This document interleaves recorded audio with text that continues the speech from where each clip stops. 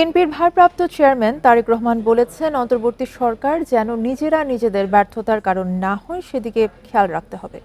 আন্তর্জাতিক গণতন্ত্র দিবস উপলক্ষে রাজধানীর নয়াপল্টনে আয়োজিত সমাবেশে ভার্চুয়ালি যোগ দিয়ে তিনি কথা বলেন। তারেক রহমান বলেন, সংস্কারের পথ ধরে নির্বাচনী রোড ম্যাপে উঠবে বাংলাদেশ, তবে এই সরকার যেন পথ হারিয়ে না ফেলে সেদিকে খেয়াল রাখতে হবে। সমাবেশে তারেক রহমান আরও বলেন, গত 15 বছরে দেশে মাফিয়া শাসন কায়েম করেছে আওয়ামী লীগ। বিচার বিভাগ সহ প্রতিটি প্রতিষ্ঠানে ফ্যাসিবাদ কায়েম করেছে তারা। পতিত স্বৈরাচার পলায়ন করলেও তাদের দোসররা এখনো রয়ে গেছে। তারেক রহমান বলেন, ইসি প্রশাসন এমনভাবে সংস্কার করতে হবে যেন সবার কাছে গ্রহণযোগ্য হয়।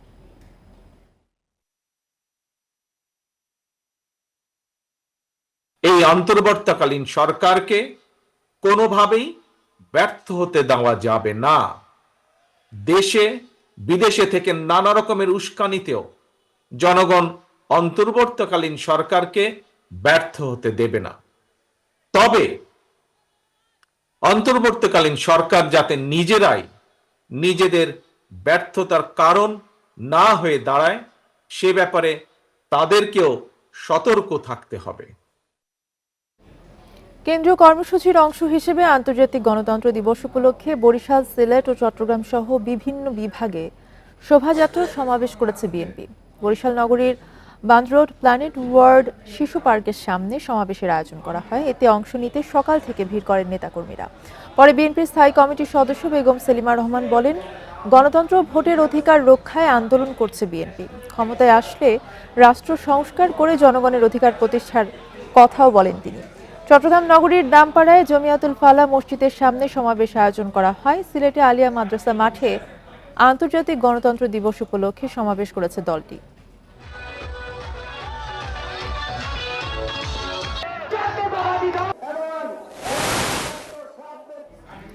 সাবেক প্রধানমন্ত্রী শেখ হাসিনা ভারতে কোন স্টেটাসে অবস্থান করছেন তা আনুষ্ঠানিকভাবে এখনো দিল্লির কাছে জানতে চায়নি ঢাকা। বিকেলে পররাষ্ট্র মন্ত্রণালয় কথা জানিয়েছেন অন্তর্বর্তীকালীন সরকারের পররাষ্ট্র বিষয়ক উপদেষ্টা মোহাম্মদ তৌহিদ হোসেন। সাংবাদিকদের এক প্রশ্নের জবাবে তিনি জানান, প্রায় 1.5 মাস পার হলেও ভারত না চাইলে সেখানে শেখ হাসিনা থাকতে পারতেন না। দিল্লি চাইছে বলে শেখ হাসিনা সেখানে অবস্থান করতে পারছেন। পাকিস্তান সহ বেশ কয়েকটি দেশের সরকার প্রধানের সঙ্গে নিউ ইয়র্কে জাতিসংঘের অধিবেশনের সাইড লাইনে প্রধান উপদেষ্টার বৈঠক হতে পারে বলেও জানান তিনি। এদিকে জাতিসংঘের ফ্যাক্ট ফাইন্ডিং মিশন আনুষ্ঠানিকভাবে এখনো কাজ শুরু করেনি বলে জানিয়েছেন উপদেষ্টা। এক্ষেত্রে তারা গোপনীয়তা মেনে চলতে চান বলেও জানান। ইতিমধ্যেই মিশনের 3 সদস্যের প্রতিনিধি দল সাক্ষাৎ করেছেন। গত 5 আগস্ট ছাত্র জনতার আন্দোলনের মুখে দেশ ছেড়ে ভারতে গিয়ে আশ্রয় নেন শেখ হাসিনা। সবকিছুই শুধু আইন দিয়ে চলে না। অনেকেই তো মার্কিন যুক্তরাষ্ট্র গিয়ে 2 বছর থেকে আসছে, তাদের কি 45 দিনের মধ্যে কি তাদের কাগজ সব শেষ হয়ে গেছিল? হয়নি। এখন ভারত সরকার তাকে আশ্রয় দিয়েছে, উনি ওখানে থাকছেন। আমাদেরকে এটা এইভাবেই দেখতে হবে। বাংলাদেশের সাথে স্থিতিশীল সম্পর্ক রাখতে চায় ভারত। ভারতীয় সংবাদ মাধ্যম এনডিটিভিতে দেয়া এক সাক্ষাৎকারে কথা বলেছেন দেশটির পররাষ্ট্রমন্ত্রী এস জয়শঙ্কর।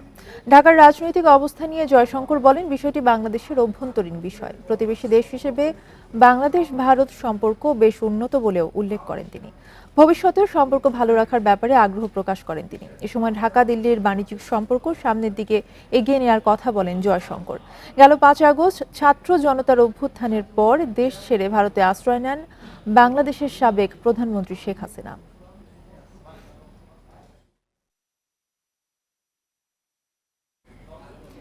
বিশ্বব্যাংক বাংলাদেশকে $2 বিলিয়নেরও বেশি নতুন সহায়তার প্রতিশ্রুতি দিয়েছে বলে জানিয়েছেন সংস্থার কান্ট্রি ডিরেক্টর আব্দুল্লাহ শেখ। মঙ্গলবার রাষ্ট্রীয় অতিথি ভবন যমুনায় প্রধান উপদেষ্টা অধ্যাপক ডক্টর মোহাম্মদ ইউনূসের সাথে সাক্ষাৎকালে তিনি কথা জানান। তিনি জানান, অন্তর্বর্তীকালীন সরকারের সংস্কার কার্যক্রমে সহায়তা করতে এই অর্থ বছরে বাংলাদেশে ঋণ প্রদানের পরিমাণ বাড়াবে বিশ্বব্যাংক। রাষ্ট্রের গুরুত্বপূর্ণ সংস্কার, বন্যা পরবর্তী পুনর্বাসন, বায়ুর গুণগত মান উন্নতি এবং স্বাস্থ্য খাতে এই সহায়তা দেওয়া হবে। শেখ জানান, চলমান সহায়তার পাশাপাশি আরও $1 বিলিয়ন অতিরিক্ত অর্থায়ন করবে, যা চলমান কর্মসূচি বাস্তবায়ন সহজ হবে। এ সময় বাংলাদেশ থেকে দুর্নীতিবাজদের পাচারকৃত কোটি কোটি ডলার ফেরত আনতে বিশ্বব্যাংকের কাছে প্রযুক্তিগত সহায়তা চান প্রধান উপদেষ্টা অধ্যাপক ডক্টর ইউনূস। এর জবাবে এই অর্থ বাংলাদেশে ফিরিয়ে আনতে সহায়তার কথা জানান বিশ্বব্যাংকের কান্ট্রি প্রধান।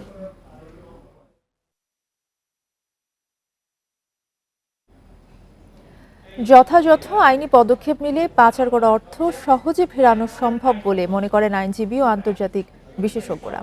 দুর্নীতি প্রতিরোধ ও আন্তর্দেশীয় অপরাধ বিষয়ক জাতিসংঘের দুটি সনদে স্বাক্ষরকারী দেশ হিসেবে বাংলাদেশকে সব সহায়তা করতে বাধ্য সংশ্লিষ্ট দেশগুলো।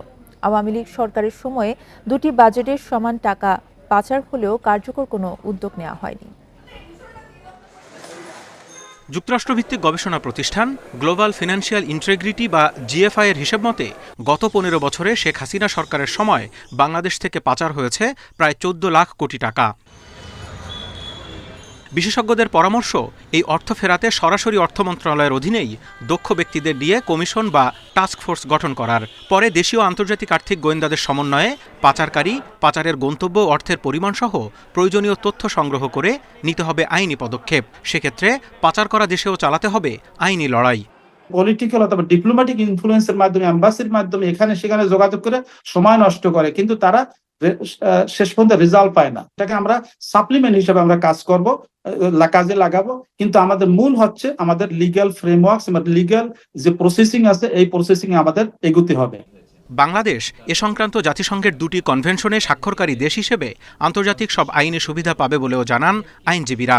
দেশের টাকা ব্যাংক খালি হয়ে যাচ্ছে, সেটা যাদের যাদের জানার কথা তারা কি জানতো না? তারা তো জানতো, তাও গেছে কেন? দেশের বাইরে টাকা পাঠিয়ে সেগুলোকে ব্যবহার করা বা সেগুলো অ্যাসেট করা মানুষ এক ধরনের স্বস্তির জায়গায় ছিল, কিন্তু আজকে যদি সেই স্বস্তির জায়গা থেকে অস্বস্তির সৃষ্টি করা হয়, আমি মনে করি প্রচুর টাকা বাংলাদেশে ফিরে আসবে।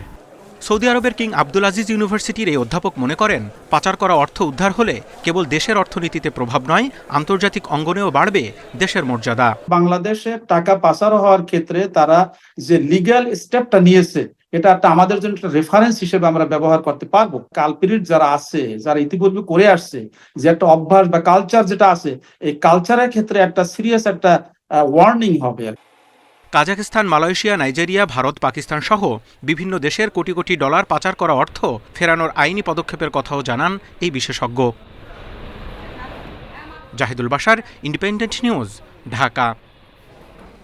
আগামী 3 বছরে বাংলাদেশকে 400 থেকে 500 কোটি ডলার অর্থ সহায়তা দেবে ইসলামিক ডেভেলপমেন্ট ব্যাংক আইডিবি। রাষ্ট্র সংস্কারের বিভিন্ন খাতের জন্য এই অর্থ দেবে তারা। দুপুরে সচিবালয়ে অর্থ উপদেষ্টার সাথে আইডিবির আঞ্চলিক প্রধান নাসির সোলাইমানের এক বৈঠক শেষে এই তথ্য জানানো হয়। এই অর্থ একটি প্যাকেজের আওতায় দেওয়া হবে। 2026 সালের মধ্যে 3 বছরে বাংলাদেশের জ্বালানি অবকাঠামো উন্নয়ন ও জলবায়ুর বিরূপ প্রভাব মোকাবেলায় ঋণ সহায়তা দেবে আইডিবি। এ সময় অর্থ উপদেষ্টা ডক্টর সালেউদ্দিন বলেন, ভৌত অবকাঠামো সহ সম্প্রতি বন্যায় ক্ষতিগ্রস্ত হওয়া রাস্তাঘাট নির্মাণে এই সহায়তা করবে ইসলামিক ডেভেলপমেন্ট ব্যাংক। জ্বালানি বিদ্যুৎ খাতেও সহায়তা করবে সংস্থাটি।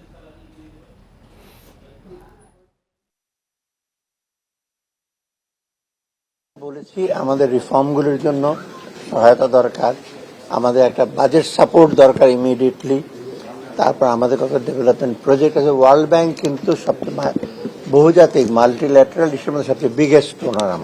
আমাদের লিকুইডিটি সাপোর্টের ব্যাপারে কথা বলেছি, ওগুলো ওরা দিতে সম্মত হয়েছে। বাংলাদেশের জ্বালানি অবকাঠামো উন্নয়ন ও জলবায়ুর বিরূপ প্রভাব মোকাবেলায় প্রায় $5 বিলিয়ন ঋণ সহায়তা দেবে Islamic development bank. Cyclone centre, বন্যায় ক্ষতিগ্রস্ত অবকাঠামো, প্রান্তিক যোগাযোগ ব্যবস্থার উন্নয়নে বিনিয়োগ করতে আগ্রহী আমরা। রেমিটেন্স প্রবাহ বাড়ায় দেশে বৈদেশিক মুদ্রার রিজার্ভ বেড়েছে। বাংলাদেশ ব্যাংক জানিয়েছে, রিজার্ভের পতন থামানো গেছে। বর্তমানে রিজার্ভ দাঁড়িয়েছে $2,430 কোটি ডলারে। বাংলাদেশ ব্যাংকের নির্বাহী পরিচালক ও মুখপাত্র হোসনে আরা শিখা জানিয়েছেন, আন্তর্জাতিক মুদ্রা তহবিল IMF এর BPM6 পদ্ধতি অনুযায়ী এখন রিজার্ভ $2,000 কোটি ডলারের কাছাকাছি। প্রবাসী আয় বাড়ছে জানিয়ে তিনি বলেন, গত জুলাই থেকে আগস্টে রেমিটেন্সের প্রবাহ বেড়েছে। আর্থিক সংকট কাটতে শুরু করায় ব্যাংকগুলো নিজেরাই ডলার কেনাবেচা করতে পারছে। ডলারের দাম বর্তমানে 118 থেকে 120 টাকার মধ্যে রয়েছে বলে জানিয়ে তিনি আরও বলেন, ব্যাংকিং চ্যানেলে ও কার্ভ মার্কেটে ডলারের দামের পার্থক্য এখন 1%-এরও কম। আন্তঃব্যাংক লেনদেন সক্রিয় থাকায় বৈদেশিক মুদ্রার বাজার স্থিতিশীল থাকবে বলে মনে করছে কেন্দ্রীয় ব্যাংক। IMF এর BPM6 অনুযায়ী এটা 20,000 মিলিয়নের কাছাকাছি। ফরেন এক্সচেঞ্জ রিজার্ভ ক্ষয় রোধ করা সম্ভব হচ্ছে, কারণ রেমিটেন্সের প্রবৃদ্ধি ঘটছে। গত অর্থবছরের তুলনায় এই অর্থবছরে প্রায় 60% প্রবৃদ্ধি হয়েছে।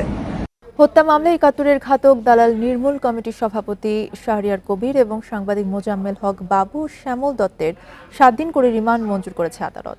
এছাড়া যাত্রাবাড়ী থানার হত্যা মামলায় সাবেক রেলমন্ত্রী নুরুল ইসলাম সুজনের ৩ দিনের রিমান্ড বিকেলে স্থগিত করে আরেক হত্যা মামলায় কারাগারে পাঠানোর আদেশ দিয়েছে আদালত। শিক্ষার্থী জনতার আন্দোলনে হামলা ও গুলি করে হত্যার আলাদা মামলায় কড়া নিরাপত্তায় মঙ্গলবার সকালে আদালতে হাজির করা হয় ঘাতক দালাল নির্মূল কমিটির সভাপতি শাহরিয়ার কবির, সাংবাদিক মোজাম্মেল হক বাবু ও শ্যামল দত্তকে। পরে রমনা থানার এক হত্যা মামলায় শাহরিয়ার কবির ও মোজাম্মেল হক বাবু 10 দিন এবং ভাসানটেক থানায় হত্যা মামলায় শ্যামল দত্তের 10 দিনের রিমান্ড আবেদন করে পুলিশ। এ সময় আদালতে আসামিদের স্বৈরাচারের দোষর বলে অভিযোগ করেন বাদীপক্ষের আইনজীবী।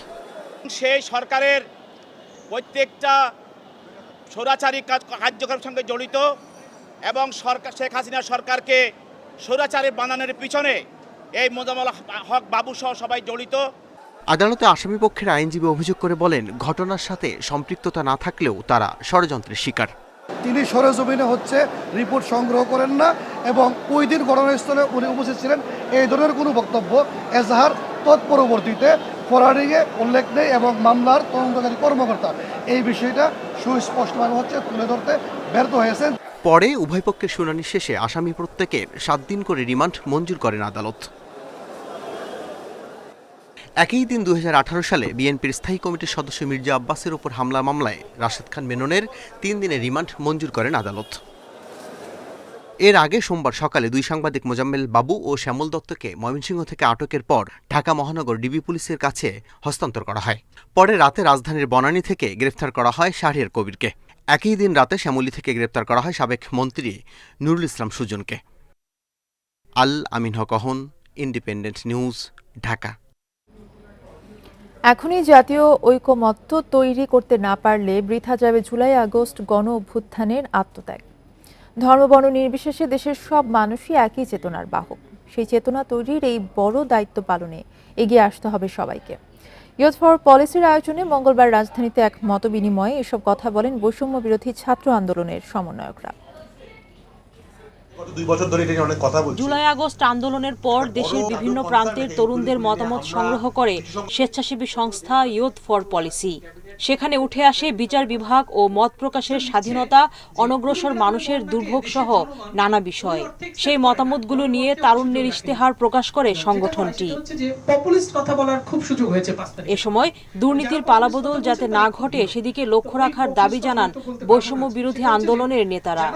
যেভাবে সরকারের দিকে সবাই তাকিয়ে আছে আর এলাকা পর্যায়ে সবকিছু দখল হচ্ছে, এই প্রসেসের মধ্যে গেলে দখলদারিত্বটাই কিন্তু কায়েম হবে এবং আস্তে আস্তে আমাদের জনগণের যে শক্তি, সেই জনগণের শক্তি দুর্বল হয়ে থাকবে এবং ইনস্টিটিউশনগুলো পুনরায় কিন্তু দুর্নীতিগ্রস্ত হবে। কেন হলো কি আমরা শুনবো কখনো ভারতের দালাল এই ধরনের কথাবার্তা আসলে আমি চাই না এবং আমি জানি যে আমার কমিউনিটিতে যারা আছেন বা যে কোনো সংখ্যালঘু যারা আছেন কেউ আসলে এই জিনিসটা আমরা শুনতে চাই না। আমরা সবাই এটাই মনে করি যে আমরা বাংলাদেশি।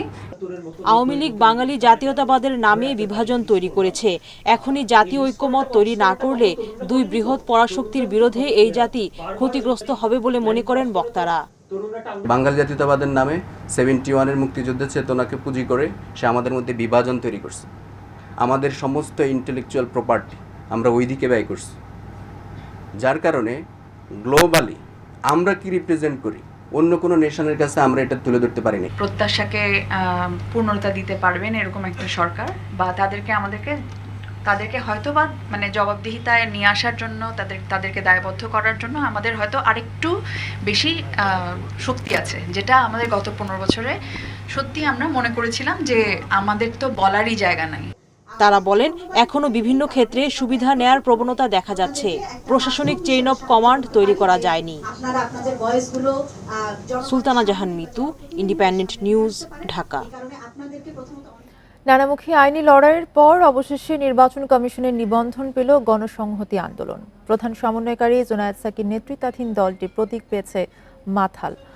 মঙ্গলবার ইসি সচিব শফিউল আজিম এই সংক্রান্ত প্রজ্ঞাপন জারি করেছেন। এদিকে নিজ দপ্তরে ইসি সচিব বলেছেন, কমিশন থেকে অন্য কোনো সংস্থায় এনআইডি কার্যক্রম সরিয়ে নিলে ভোটার তালিকা নিয়ে প্রশ্ন উঠবে।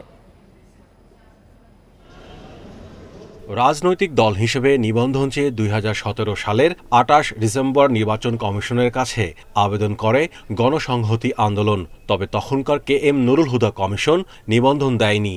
এর বিরুদ্ধে উচ্চ আদালতে রিট করে দলটি। তবে শেখ হাসিনা সরকারের পতন হলে গত 10 সেপ্টেম্বর হাইকোর্টের রায়ের বিরুদ্ধে আপিল বিভাগে ইসির করা আবেদন প্রত্যাহার করে নেওয়া হয়। ফলে নিবন্ধন পেয়ে যায় দলটি। নির্বাচন কমিশনের সচিব শফিউল আজিম মঙ্গলবার গণসংহতি আন্দোলনের একটি প্রতিনিধি দলের কাছে দলটির নিবন্ধন সনদ হস্তান্তর করেন। মাথাল মার্কায় আমাদের প্রতীক হিসেবে গ্রহণ করেছি। পুরো নিবন্ধন বিধিমালায় পরিবর্তন করা দরকার, কারণ এই যে রাজনৈতিক দল নিবন্ধনের যে আইন এবং বিধি তৈরি করা হয়েছে সেটা বাংলাদেশের যে জনগণের গণতান্ত্রিক অধিকার সে অধিকারকে ক্ষুণ্ণ করে। পূর্ববর্তী কমিশন ওনারা সিদ্ধান্ত নিয়েছেন ওনারা আপিল থেকে সরে আসবেন। আদালতের আদেশ এবং কমিশনের অনুমোদনের সাপেক্ষে গণসংহতি আন্দোলন আজকে রেজিস্ট্রেশনের তাদের যে প্রক্রিয়া ছিল সেটা সম্পন্ন করেছে। ইসি সচিব সাংবাদিকদের সাথে আলাপকালে জানান, ইসির কাছে এনআইডি বেশি সুরক্ষিত। অন্য কোথাও এনআইডি গেলে ভোটার তালিকা নিয়ে প্রশ্ন উঠবে। এটি কমিশনের আওতায় থাকা উচিত। হঠাৎ করে এনআইডিটাকে যদি আপনার অন্য কোনো নির্বাহী সংস্থার অধীনে নিয়ে যান, সেই ক্ষেত্রে ভোটার তালিকার বিশ্বস্ততা নিয়ে এবং আপনার এনআইডি সেবা নিয়ে হয়তো প্রশ্ন উঠতে পারে। আর সবচেয়ে বড় কথা হলো এটা নিয়ে ব্যাপক আলোচনা হয়নি। এনআইডি স্বরাষ্ট্র মন্ত্রণালয়ের অধীনে নেওয়ার জন্য বিগত আওয়ামী লীগ সরকারের সিদ্ধান্ত আইন বহির্ভূত। গত 10 সেপ্টেম্বর রাষ্ট্রপতির দপ্তরে পাঠানো ডিও লেটারে এই সিদ্ধান্ত জানায় ইসি সচিব। Mahmudul Hasan, Independent News, Dhaka. আওয়ামী লীগ সরকারের সময়ে রাজনৈতিক চাপে সঠিক তথ্য প্রকাশ করতে পারেনি কর্মকর্তারা। তার আগে অসহায় ছিলেন বলে মন্তব্য করেছেন শ্বেতপত্র প্রণয়ন কমিটির প্রধান দেবপ্রিয় ভট্টাচার্য। মঙ্গলবার রাজধানীতে কমিটির বৈঠক শেষে সাংবাদিকদের এসব কথা বলেন তিনি। দেবপ্রিয় জানান, জাতীয় আয় এবং মূল্যস্ফীতির হিসাবও গভীরভাবে বিশ্লেষণ করা হবে। দুর্নীতির কারণ অনুসন্ধানের পাশাপাশি অভিযোগের ভিত্তি খুঁজতে আগস্ট থেকে কাজ করছে শ্বেতপত্র প্রণয়ন কমিটি। শ্বেতপত্রে প্রাধান্য দেওয়া হচ্ছে অর্থনীতি, শিক্ষা, স্বাস্থ্য, জ্বালানি, ব্যাংকিং, কর আহরণ, অর্থ পাচার, মেগা প্রকল্প, দারিদ্র্য ও বৈষম্য। শ্বেতপত্র কমিটির তৃতীয় বৈঠকে সরকারি তথ্য গঠন, সরবরাহ ও মূল্যায়নের সঙ্গে জড়িত 24টি সংস্থার প্রতিনিধিরা অংশ নেন। বিশেষ করে বিবিএস, বিআইডিএস, এনবিআর, বিডা, বেজা, কৃষি মন্ত্রণালয় সহ বিভিন্ন সংস্থার প্রতিনিধিরা ছিলেন বৈঠকে। বৈঠক শেষে কমিটির প্রধান দেবপ্রিয় ভট্টাচার্য সাংবাদিকদের জানান, পূর্ববর্তী সরকারের আমলে রাজনৈতিক চাপের কারণে সঠিক তথ্য প্রকাশ করতে পারেনি কর্মকর্তারা। তবে তারা এখন সব ধরনের সঠিক তথ্য প্রকাশ করতে পারবেন। আমরা মোটা দাগে আইডেন্টিফাই করছি যে যেই সমস্ত প্রাক্কলনগুলো করা হয় সেই প্রাক্কলনগুলোর বস্তুগত ভিত্তি অত্যন্ত দুর্বল। অনেক সময় যারা প্রাক্কলন তৈরি করেছেন তারা অসহায় বোধ করেছেন, ওই প্রাক্কলন দিতে বাধ্য হয়েছেন। এই কথাটা অনেক বড়ভাবে এসেছে।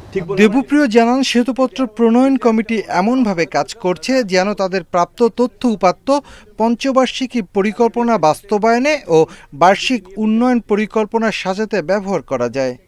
পঞ্চবার্ষিক পরিকল্পনার বাস্তবায়নের ক্ষেত্রে অগ্রগতি বা ঘাটতি কেন এরকম হচ্ছে ইত্যাদি বিষয়, এবং একই সাথে বিভিন্ন ধরনের যে চুক্তি হয়েছে দেশের, সেটা আপনি অভ্যন্তরীণভাবেই হোক, সেটা জ্বালানি ক্রয়ের ব্যাপারে হোক, অথবা বৈদেশিক সম্পর্ক, বৈদেশিক ঋণ নেওয়ার ক্ষেত্রে হোক, সেগুলোর মূল চুক্তিগুলো দেখার সুযোগ কিভাবে হবে সেগুলি নিয়েও আমরা পর্যালোচনা করেছি। তিনি আরও বলেন, জ্বালানি সংক্রান্ত চুক্তিসহ সব ধরনের চুক্তির আসল নথিপত্র পর্যালোচনা করা হবে। Shafil Alam Sujan, Independent News, Dhaka. ভুল পরিকল্পনায় অবকাঠামো নির্মাণ দেশের জলবায়ু ঝুঁকি বাড়িয়ে তুলেছে। পরিবেশ বিরুদ্ধ উন্নয়নের ফল ভোগ করছে দেশবাসী। তাই নিজেদের সক্ষমতায় জলবায়ুর ক্ষতি মোকাবেলার সমাধান করতে পারলে কয়েক বছরের মধ্যে সুজলা সুফলা বাংলাদেশ করা সম্ভব। দুপুরে বিশ্ব ওজোন দিবস উপলক্ষে এক আলোচনা সভায় বন ও পরিবেশ উপদেষ্টা সৈয়দা রিজওয়ানা হাসান এই মন্তব্য করেন।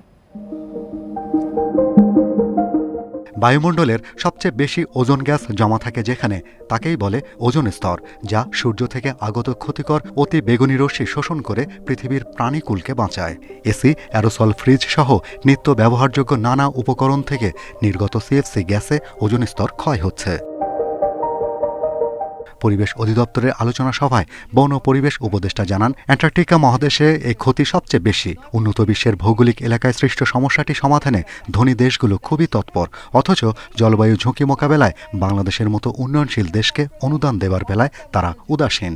জলবায়ু পরিবর্তনে এখনো পর্যন্ত উন্নত বিশ্বে যেই পরিমাণ অর্থ দেওয়ার কথা উন্নয়নশীল বিশ্বকে, তা তারা কোনোদিনও দেয়নি, তার ধারে কাছেও যায়নি। কিন্তু যদি আবার ওজোন লেয়ারের আইনে আসেন, সেখানে উন্নত বিশ্বে যে টাকাটা দেওয়ার কথা সেটা কিন্তু তারা দেয়। তো এইখানে আমরা আরেক রকমের বৈষম্য দেখতে পাই। আলোচনা সভায় উপদেষ্টা আরও বলেন, পরিবেশ বিমুখ উন্নয়নের ফল ভোগ করছে দেশ, তাই নিজেদের সক্ষমতায় জলবায়ু ক্ষতি মোকাবেলা করতে পারলে কয়েক বছরের মধ্যে সবুজ নির্মল বাংলাদেশ গড়া সম্ভব। দেখেন, দুপুর 12:30টায় আমরা কতগুলো বাতি জ্বালিয়ে এখানে বসে আছি। এটাই হচ্ছে আমাদের পরিকল্পনার দৈন্যতা। আগামী প্রজন্মের জন্য আমরা ঠিক উন্নয়নের ধারাটাকে বেছে নেই নাই। তেমনিভাবে এখনই যদি জলবায়ু পরিবর্তনের জন্য আমরা না কাজ করি, আমরা আমাদের উন্নয়নের ন্যারেটিভটাকে না বদলাই, আমাদের সন্তানেরা এই উপর্যুপরি প্রাকৃতিক দুর্যোগের মুখোমুখি পড়বে। আলোচনা সভা শেষে ওজোন দিবস নিয়ে আয়োজিত চিত্রাঙ্কন প্রতিযোগিতায় বিজয়ীদের মাঝে পুরস্কার বিতরণ করা হয়। Shahriar Anirban, independent News, Dhaka. মরদেহ দাফন নিয়েও পড়তে হয় আওয়ামী লীগ ও পুলিশের হুমকিতে।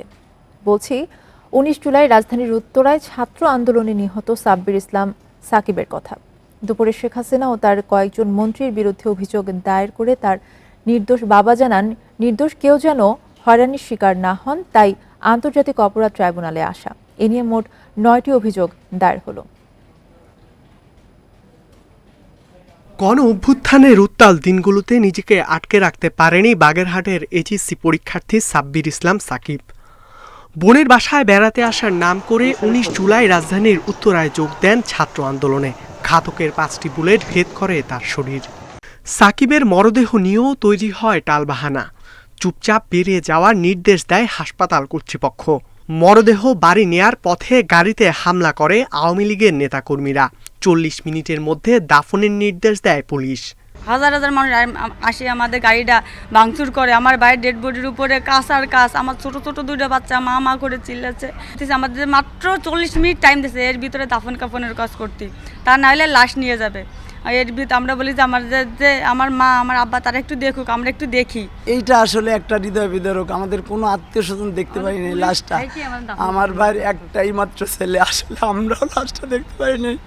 পুলিশের ওপর আর ভরসা নেই নিহত সাকিবের পরিবারের। চান নিরপরাধ কেউ যেন হয়রানির মধ্যে না পড়েন। আমরা থানায় বা কোর্টে কোনো কেস করিনি, ওখানে গেলে পুলিশের লোকজনকে হয়রান করবে। যারা দোষী না, নির্দোষ লোক বিপদে পড়বে। আমরা চাই যে যাতে কোনো নির্দোষ লোক কোনো বিপদে না পড়ুক, যারা শুধুমাত্র দোষী তাকে বিচার হোক।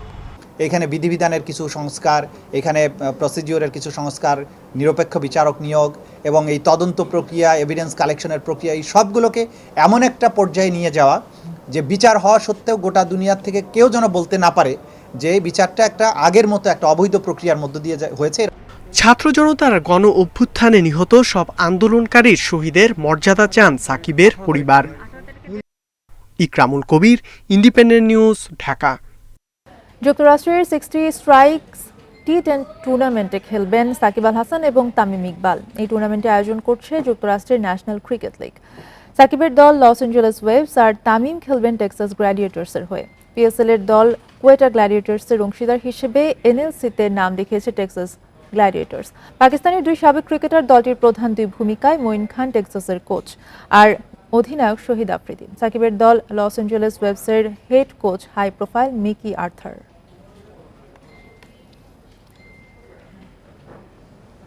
এ ছিল এখনকার সংবাদের সাথে থাকার ধন্যবাদ সবাইকে।